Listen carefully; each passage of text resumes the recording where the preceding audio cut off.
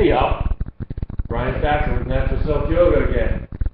I want to talk to you about something that's really important for a vinyasa flow class.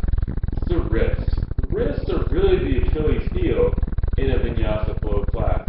We do a lot of pressure on them, especially if you'd like to do the arm balances, if you like to do inversions like handstands,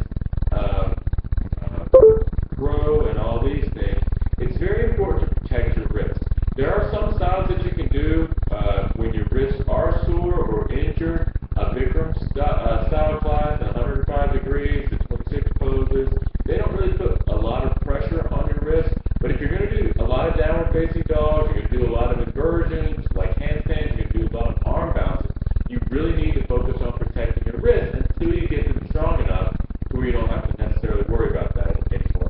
A lot of times what I'll do in classes, workshops and things, we'll really warm up the wrists here at the beginning.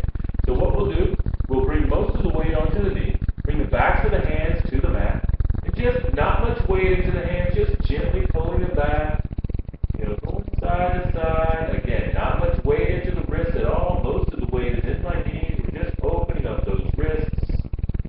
Steady breath. Always steady breath.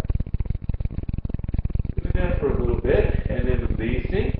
Bring the hands back. Now we're going to turn them to the outside. This is really good for carpal tunnel syndrome as well. You can just sway side to side, opening those wrists up, pulling those wrists back a little bit. Again, most of the weight is in my knees and not in my hands. We're just opening up those wrists. There are a lot of bones in the wrist there. There's 54 of them, 50-some.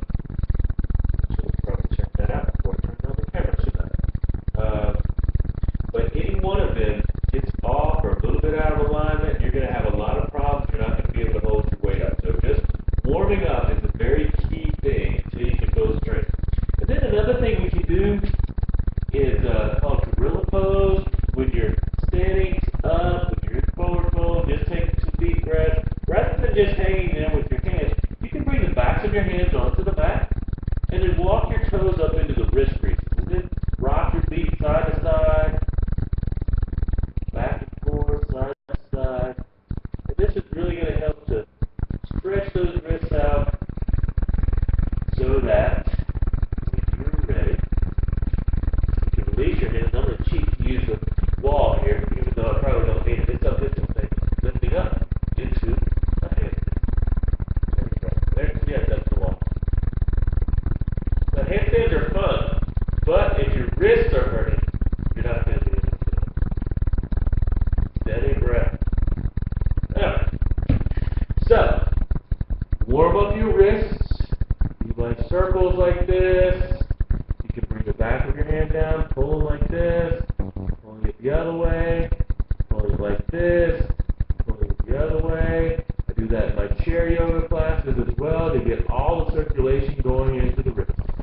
But your wrists are very important. They're very critical to a vinyasa flow class when you're doing a lot of downward facing dogs.